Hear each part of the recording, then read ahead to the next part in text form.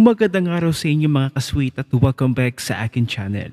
So pagdating kay Vice President Sara, itong ombudsman ay napakabilis pa sa kidlat kung umaksyon. Pero yung mga sangkot sa flood control na parang nakalimutan na imbestigahan. Kaya talagang halatang halata na may anomalya sa flood control.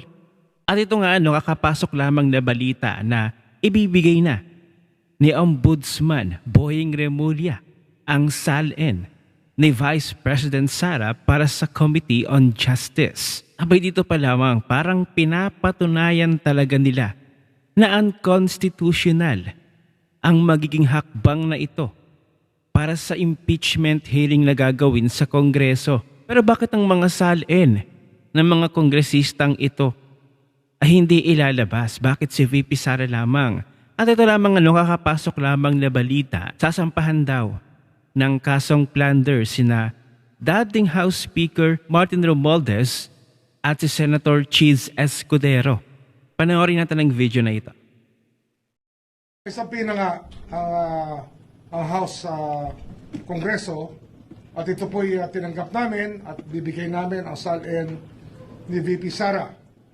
Kami po ay may sabi na rin na binibigay sa House tungkol po sa SALN ng isa sa mga empleyado ng Congress.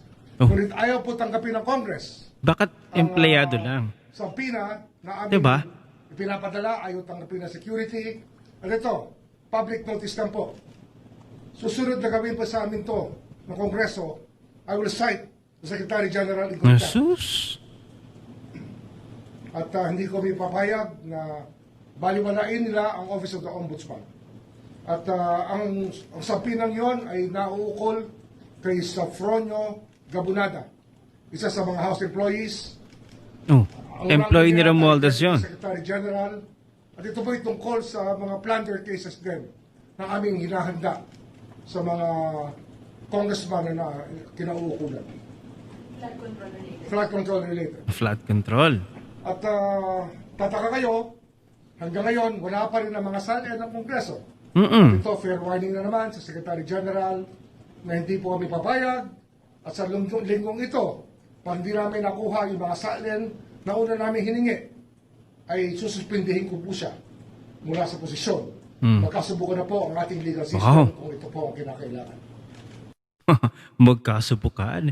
Kayo nga magkakaalyado dyan. Huwag nga kami, Boying. Pero ito lamang nakapagtataka in-announce agad ni Boying Remulla na magfa-file daw siya ng plunder case dito kina Senator Cheese Escudero at dating Speaker Martin Romualdez sa May pa. Month of May 2026 pa. Bakit ang aga ng announcement? O baka naman announcement lang ito? Hindi talaga kayo magfa-file, lalo na dito kay Romualdez. Baka hanggang announcement lang kayo, Remulla, ha? O baka naman magfa-file kayo, Remulla, ng mga ebidensya kuno ng weak evidence. Tapos, pag weak evidence, may chansang pumalya ang inyong ipa-file na case laban dito kay Romualdez. Baka nga, in the end, maabswelto pa itong si Romualdez tapos si Senator Cheese Escudero na lamang yung inyong talagang masampahan. Kaya nyo pinatatagal. Baka naman budol na naman ang pag-file nyo ng plunder case kuno kay Romualdez. Kapag nag-file kayo ng mahinang kaso, ay posibleng ma-acquit itong si Romualdez. Diligtas na naman siya. Kapag si VP Sara na yung naging presidente, ay hindi na po pwedeng makasuhan pa itong si Romualdez sa ombudsman kasi double jeopardy na ang mangyayari. At ito paano mga kasweet, bakit nagmamadali itong ombudsman? Dahil ba nakaset na ang oral argument laban sa Marcos administration patungkol sa unprogrammed funds sa Korte Suprema? Diba? Nagkataon ba? Para sabihin siguro may ginagawa. Tapos bandang huli palalabasin na si Escudero lang yung guilty. Tapos si Romualdez, Quit na kuno. Hindi natin alam, ang dami kasing drama ngayon na nangyari sa Marcos administration. Marami sa mga congressman na mas malalaki pa nga ang kanilang salin kaysa kay VP Sara. Na sila pa nga yung mas kaduda-duda na kung bakit ganun kalaki ang ikinayaman nila. Kaya hindi na nakapagtataka na ideklara ng Korte Suprema na unconstitutional na naman ang impeachment na ito na isinasagawa ng Kongreso laban kay VP Sara. Kasi hindi na makatarungan, napaka-unfair na. Si VP Sara na lamang yung lagi niyong pinag-iinitan. Pero ang tanong mga kasweet, bakit ayaw isa publiko ang final ICI report? Panoorin natin ito. Lang din po doon sa ICI report because Senator Amy Marcos is calling for the full release of the ICI final report. Sabi niya po, full transparency is the only way for the ICI and maybe this administration to redeem themselves in the dismal handling of the flood control mess. Sum it up, sabi niya po, nag-imbestiga, nasaan ang report na April Fools na nahudas pa. So will Yeah. nila kanyang support full Nahudas. disclosure po of the final report. Sino ba ang nanghudas? Si Sino ba Bangag. ang nanloko? Sana po, kung ang isang tao ay talagang laban sa korupsyon, sana consistent sa pagbatikos dito at pagpuna. Hindi lamang sa panahon ni Pangulong Marcos Jr., kundi nakaraang administrasyon. Jesus. Babalik Napunta natin na naman sa mamaya Duterte. Ang ghost projects as early as 2020 Diyos na ko, walang wala na. nangyaring malawak ang pag-iimbestiga. Wala Ang nga tanong naging natin, korupsyon nag-ingay ba sila? Hindi ba ang Pangulong Marcos lamang? Wala naging corruption sa 2025 Duterte ang siyang administration. nag-utos na imbestigahan ang kalat na ito Diyos ko. na mukhang nama na pa noong nakarang administrasyon. Naman na pa nga. Tandaan natin, sinasaan din po sa Executive nako. Order 94 Auntie na Claire. ang ICI ay dapat na magbigay ng kanilang accomplishment report. Mm. At sa ating pagkakaalam ay nagbigay naman sila ng accomplishment report. Ito po. So, siguro mas maganda kung makikita nila itong accomplishment report na ito para masabi naman nilang may report ang ICI. Pero kung ang detalye patungkol po dito, ito po ay nasa DOJ at nasa Ombudsman. Nasa At, DOJ. talagang naibigay sa mga investigating bodies na mag-iimbestiga patungkol dito. So tama pong sabihin ma'am na the Ombudsman and the DOJ will decide kung ano po yung pwede nilang i-share sa public based on the final report of the ICI. Opo, depende na po sa kanila yan. So we respeto po sa kanila dahil sa kanila po Grabe. yun. Nadamay President pa ang Marcos Duterte will order, admin. di ba? Hindi po. Unang-una po ang ombudsman po ay independent body.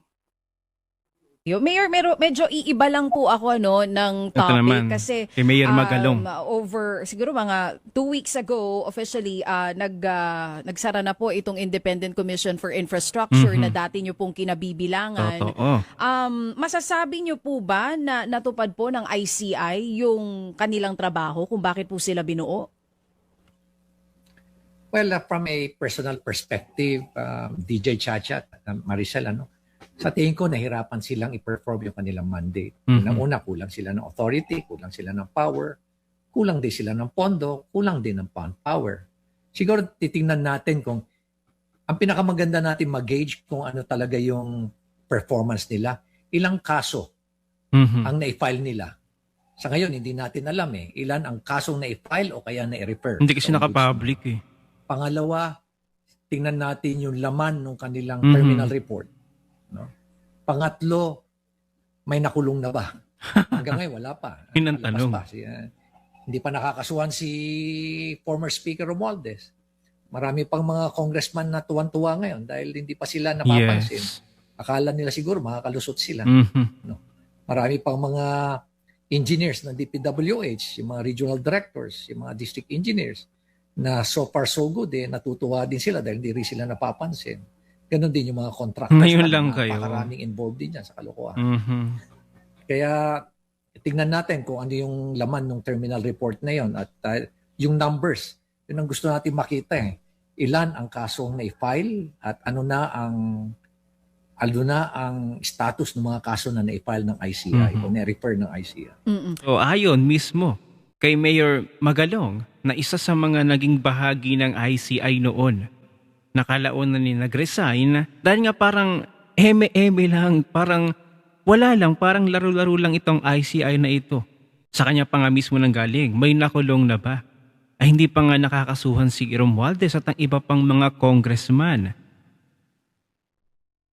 Natuwang-tuwa pa ang mga ibang contractor, congressman, engineer, kasi hindi pa sila napapansin. Absuelto pa sila ngayon. Nako, ay pag naupo na si VP Sara. Sigurado, baka nga bago pa mag-eleksyon, wala na kayo sa Pilipinas. Nagtatago na kayo sa ibang bansa. At bakit itong si Claire Castro, no?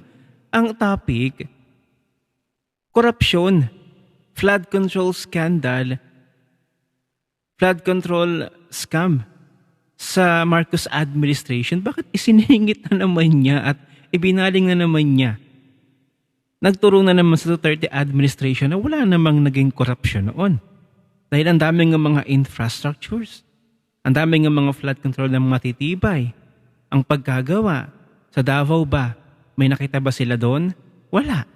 Matitibay yung mga flood control doon kumpara dito sa Luzon, sa Visayas. Tapos kung makapagturo, Duterte, admin na naman, Diyos ko. Ano naman kaya yung mga accomplishment report na pinakita ni Auntie Claire? Parang gawa-gawa lang, Diyos ko. At sino naman maniniwala sa inyo? Lahat ng ahensya ng administrasyong ito ay kaalyado nyo. So pare-pareho kayong magtatakipan dyan. Kaya't pagdating ng 2028 at iba na ang Pangulo, si VP Sara na ang magiging Pangulo, ay mag-asa balutan na kayong lahat. Kayo ba mga kasweet, ano sa palagay ninyo yung pakulo na naman ito ng ombudsman sa maaga ng pag-announce na mag-file daw sila ng plunder case kila Romualdez at Escudero, pero May pa, month of May 2026, maaga nang inanunsyo. Ano kaya sa palagay ninyo? Parte na naman ba ito ng kanilang script? At naiisip nyo din ba ang naisip ko na pag nagpatuloy ito sa ombudsman, baka sa bandang huli, ma-acquit lamang itong si Romualdez. At ang may sala ay si Escudero lamang. Abay, ano ang inyong komento mga kasweet? I-comment mo na yun sa comment section at magkita-kita ulit tayo.